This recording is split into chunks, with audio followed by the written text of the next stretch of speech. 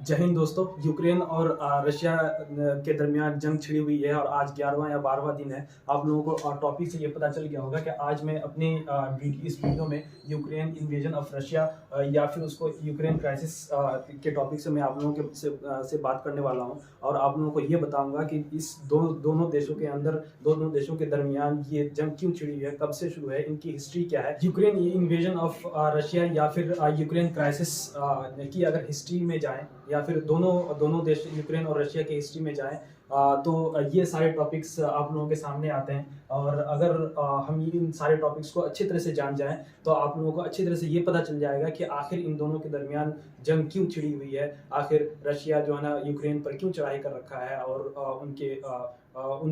उस कमज़ोर देश पे क्यों वो कब्जा करना चाहती है। तो आइए सबसे पहला टॉपिक जिस पे हम डिस्कस करेंगे वो है यूएसएसआर, जिसको हम सोवियत यूनियन कहते हैं और जिसकी शुरुआत 1922 को स्टार्ट होती है और वो 1991 में ख़त्म हो जाती है।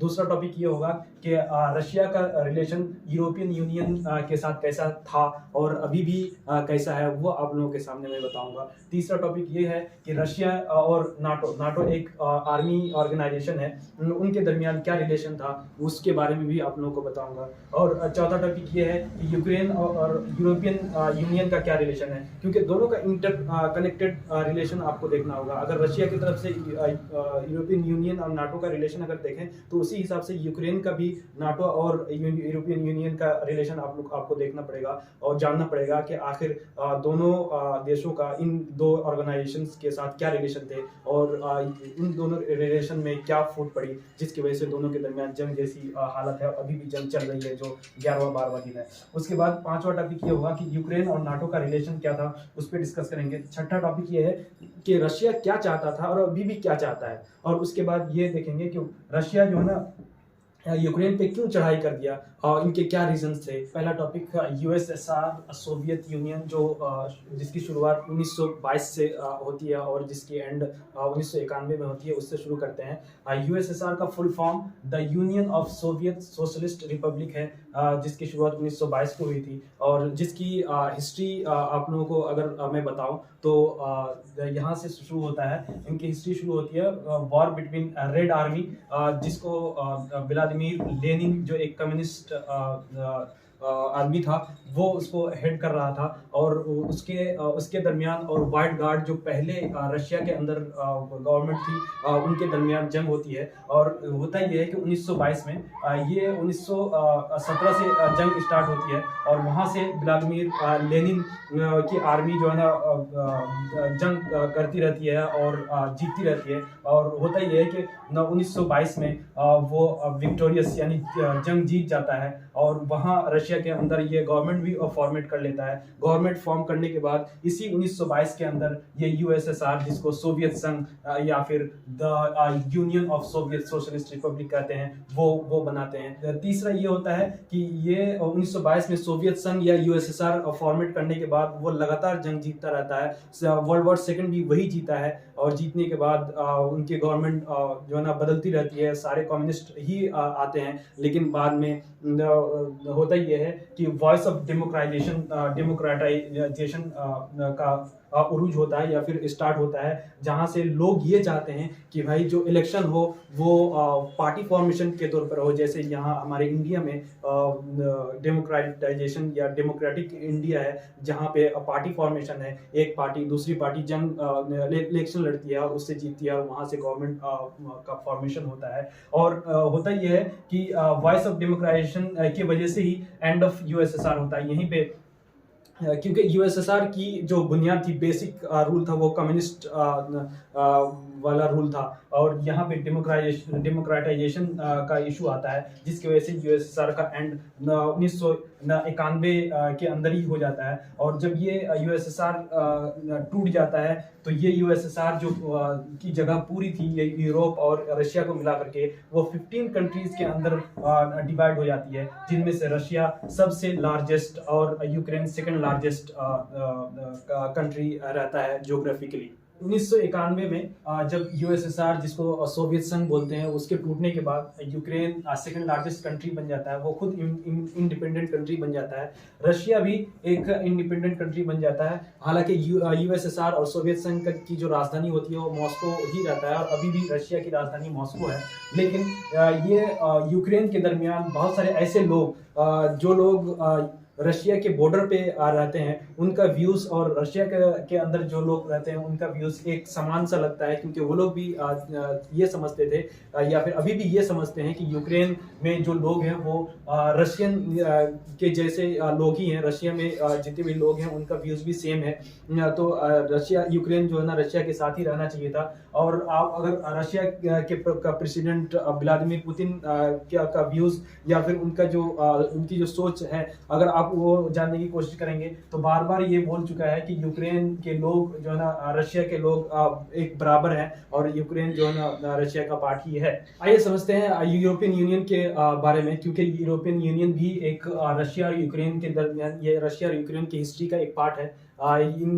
यूरोपियन यूनियन का स्थापना जो 1 नवंबर 1993 को हुआ था, और ये बेसिकली पॉलिटिकल और इकोनॉमिक यूनियन है जो 27 कंट्रीज के माबैन हुआ था। और इसका जो हेडक्वार्टर है यूरोप है, क्योंकि ये यूरोपियन कंट्रीज के दरमियान ही ये यूनियन बना था। इसके बनने के पीछे जो असल मकसद है वो free movement of people, good and services and capital with in internal market है, क्योंकि वो अपने ही मार्केट के अंदर लोगों का good and services and capital का फ्री मूवमेंट हो सके। इस वजह से वो यूनियन बना था, ताकि कंट्रीज को आपस में पैसा ज्यादा ना देना पड़े।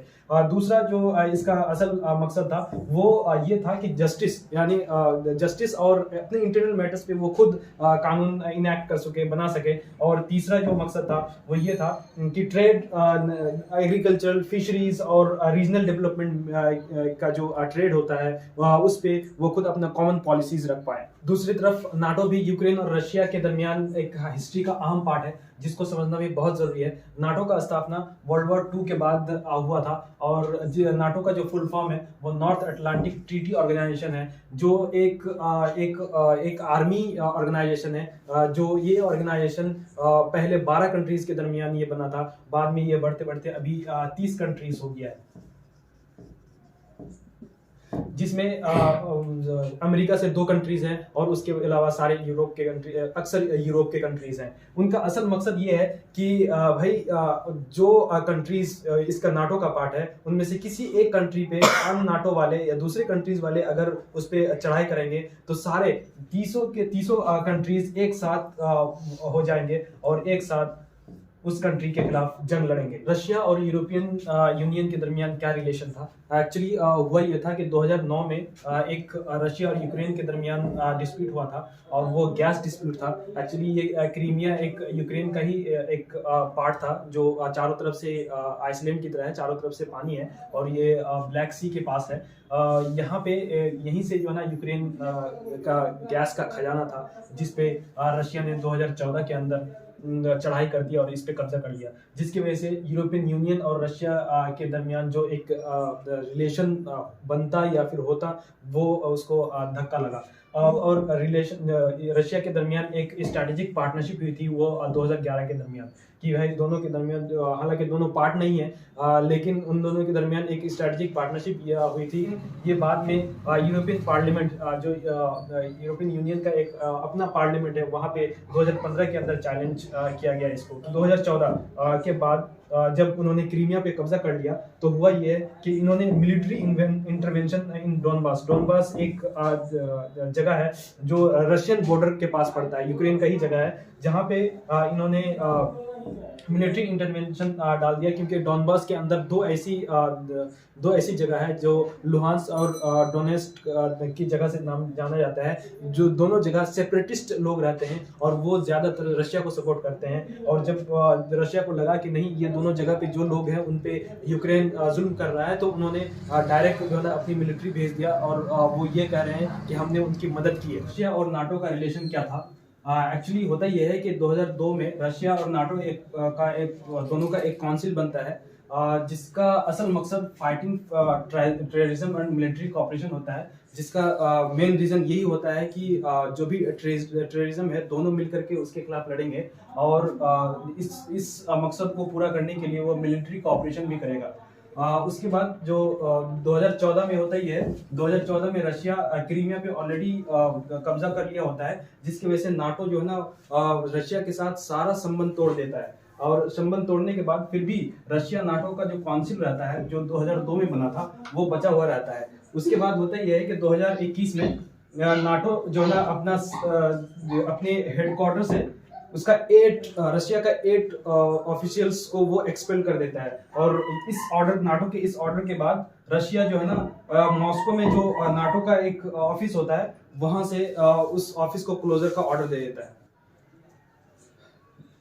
दोस्तों, अब हमने देख लिया कि रशिया और यूरोपियन यूनियन और रशिया और नाटो का क्या रिलेशन था। अब देखते हैं उसके बरक्स यूक्रेन और यूरोपियन यूनियन का रिलेशन क्या रहता है। अगर हम ये 4 पॉइंट्स मोटा मोटी तौर पर अगर देख लें तो आपको पता चल जाएगा कि यूक्रेन और यूरोपियन यूनियन का क्या रिलेशन था।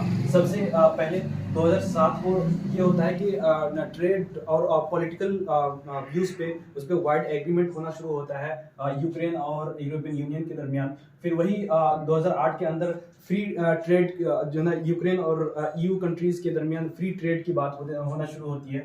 फिर यही 2008 को होता ही है कि talks of including Ukraine in you, तो 2008 ही के अंदर ये बात चलती है कि यूक्रेन को यूरोपियन यूरोपियन यूनियन में शामिल कर लिया जाए। फिर चौथा नंबर अगर हम देखें तो इन दोनों के दरमियान, यूक्रेन और यूरोपियन यूनियन कंट्रीज के दरमियान कंटिन्यूस समिट्स होते रहती हैं, जिससे ये पता चलता है कि यूक्रेन का रुझान ये था कि वो यूरोपियन यूनियन में शामिल हो जाए। यूक्रेन और नाटो का क्या रिलेशन था? तो होता यह है कि जब 1991 में यूक्रेन अपना एक खुद मुख्तार कंट्री बन जाता है, जैसे रशिया खुद मुख्तार कंट्री बन जाता है, क्योंकि 1991 में जब यूएसएसआर टूट जाता है तो ये सारे 15 कंट्रीज बन जाते हैं। लेकिन 1991 में ही ये होता है कि यूक्रेन जो है ना North Atlantic Cooperation Council join कर लेता है, और ये नॉर्थ अटलांटिक कॉपरेशन काउंसिल ये नाटो का एक इंस्टीट्यूशन होता है। यूक्रेन जो होता है नाटो लेड ऑपरेशंस, जो भी नाटो जो है ना ऑपरेशंस करता था और करता आ रहा है, उसको हमेशा से सपोर्ट करते आया है। तीसरा पॉइंट जो इन दोनों के रिलेशन में ये होता है कि 2017 के अंदर यूक्रेन पार्लियामेंट में नाटो एडॉप्शन के बारे में बात होती है कि भाई नाटो को ज्वाइन कर लिया जाए या फिर ज्वाइन ना किया जाए। इस बारे में यूक्रेनियन पार्लियामेंट के अंदर बात चलती है। फिर 2020 के अंदर जो अभी करेंटली वोलोदिमीर जेलेंस्की प्रेसिडेंट है, उन्होंने एक न्यू सिक्योरिटी स्ट्रैटेजी अप्रूव करता है ताकि ये नाटो के साथ पार्टनरशिप किया जाए। उसके बाद जो 2014 के अंदर क्रीमिया पर रशिया का जो कब्जा होता है उसको नाटो बहुत पुरजोर तरीके से कॉन्डेम किया है। रशिया और यूक्रेन के साथ ईयू, यूरोपियन यूनियन और नाटो का जो इंटरकनेक्टेड रिलेशन था, उसके बाद उसको जानने के बाद हमें 2 पॉइंट समझ में आता है कि रशिया का जो कॉन्फ्लिक्ट होता है वो ईयू और यूरोपियन यूनियन और नाटो के साथ होता है। वो एक्चुअली दोनों के दरमियान खटपट चलता रहता है, रशिया और यूक्रेन के नाटो के दरमियान और रशिया और यूरोपियन यूनियन के दरमियान। लेकिन अगर यूक्रेन का रिलेशन नाटो और यूयू के साथ देखें तो नाटो यूक्रेन एक्चुअली चाहता ये है कि वो नाटो के साथ शामिल हो जाए या फिर यूरोपियन यूनियन के साथ वो शामिल हो जाए। लास्ट में अब 2 क्वेश्चंस रह जाते हैं कि पहला ये क्वेश्चन ये है कि रशिया आखिर चाहता क्या है, और दूसरा क्वेश्चन ये है कि रशिया ने आखिर यूक्रेन पे इन्वेड क्यों किया है। तो उसके कई सारे पॉइंट्स हैं। ये 4 पॉइंट्स को अगर आप समझ जाएं तो आपको पता चल जाएगा कि रशिया और यूक्रेन के दरमियान असल में वजह क्यों है, अगर रशिया क्या चाहता है और रशिया क्यों जो है ना अपनी आर्मी को लेकर के यूक्रेन के साथ लड़ाई कर रहा है। एक्चुअली हुआ ये है कि अगर आप ग्राफिक्स देखें या फिर अगर आप मैप देखें तो रशिया का जो वेस्टर्न बॉर्डर है उसके जो सारे देश हैं, अक्सर देश, मेजोरिटी ऑफ द देश जो है ना नाटो या फिर ईयू का पार्ट है। ओनली बेलारूस या और यूक्रेन जो है ना नाटो और ईयू का, यूरोपियन यूनियन का पार्ट नहीं है। ऑलरेडी बेलारूस जो है ना रशिया को सपोर्ट करता है, हालांकि यूक्रेन जो है ना रशिया का सपोर्ट नहीं करता है, क्योंकि दोनों के दरमियान खटपट इसीलिए है कि रशिया का जो इशू है वो नाटो और ईयू के साथ जो है ना खटपट चल रहा है और उनका रिलेशन अच्छा नहीं है। बट यूक्रेन का अच्छा है और यूक्रेन जो है ना नाटो और यूरोपियन यूनियन के साथ शामिल हो जाना चाह रहा है। तो इन सारे चीज की वजह से उनके बॉर्डरिंग स्टेट जो है ना नाटो और यूरोपियन यूनियन के साथ है, लेकिन सिर्फ बेलारूस और यूक्रेन जो है ना यूएई और नाटो का पार्ट नहीं है। तो वो चाहता ये है कि ये जो बेलारूस ऑलरेडी जो है ना पार्ट नहीं है और चाहता भी है कि पार्ट ना हो, लेकिन यूक्रेन को भी वो जो है ना ईयू और नाटो से दूर रखना चाह रहा है, क्योंकि अगर ईयू और नाटो का ये यूक्रेन पार्ट हो जाएगा तो ये बहुत बड़ा ज्योग्राफिकली अगर देखा जाए तो ये बहुत बड़ा देश है। और एक बार अगर नाटो और यूक्रेन का पार्ट हो जाएगा तो नाटो जो है ना यूक्रेन के दरमियान यूक्रेन में अपना जो है ना बेस बना लेगा, और बेस बनाने के बाद अमेरिकन आर्मी जो है ना यूक्रेन के अंदर होगा, और यूक्रेन से रशिया से लड़ने में या फिर रशिया के साथ दुश्मनी में बहुत आसानी होगी। इसलिए रशिया जो है ना यूक्रेन पे चढ़ाई कर दिया और आर्मी को लेकर के जो है ना उसमें लड़ाई लड़ रहा है, और अभी तक जो है ना बहुत सारे सिटीज को उन्होंने कब्जा कर लिया है। और देखते हैं अब ये लड़ाई कहाँ खत्म होती है। तो दोस्तों इस वीडियो में बस यहीं तक, मिलते हैं अगले वीडियो में।